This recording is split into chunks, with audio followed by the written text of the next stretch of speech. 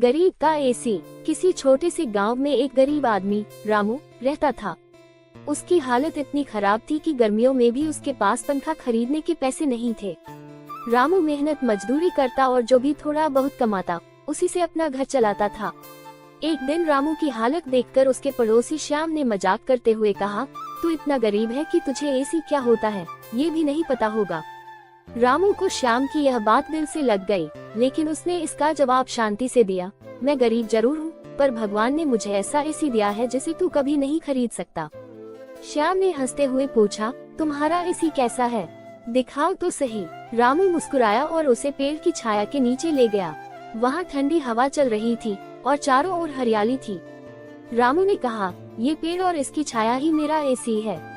भगवान ने मुझे ये ठंडी हवा मुफ्त में दी है। जब भी मुझे गर्मी लगती है मैं यहाँ बैठ जाता हूँ और ठंडक महसूस करता हूँ। श्याम ये देखकर चौंक गया। उसे समझ में आ गया कि सच्ची खुशी और आराम पैसों से नहीं खरीदे जा सकते। वह पेड़ की छाया में बैठकर सोचने लगा कि कितनी छोटी छोटी चीजों में बड़ी बड़ी खुशियाँ छिपी होती हैं, जो अक्सर हम नजरअंदाज कर देते हैं। इस कहानी से हमें ये सीखने को मिलता है कि जीवन की असली खुशियाँ और आराम हमेशा भौतिक चीजों में नहीं होते, बल्कि हमें प्रकृति और छोटी छोटी चीजों में संतुष्टि खोजनी चाहिए।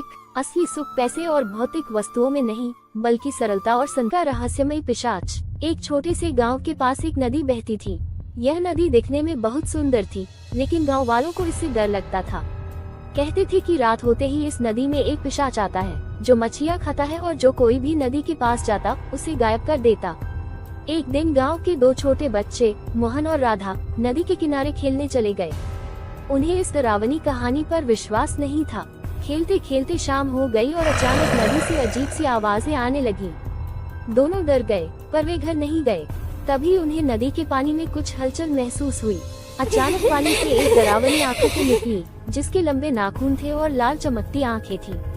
वह पिशाच था। उसने दोनों बच्चों को देखा और उनकी ओर बढ़ने लगा।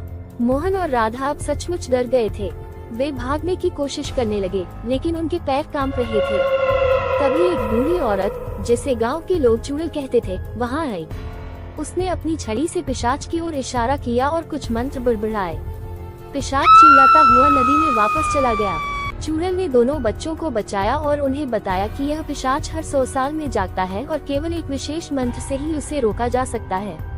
उस दिन के बाद गांव के लोग चुड़ैल का सम्मान करने लगे और बच्चों ने कभी फिर नदी के पास जाने की हिम्मत नहीं की।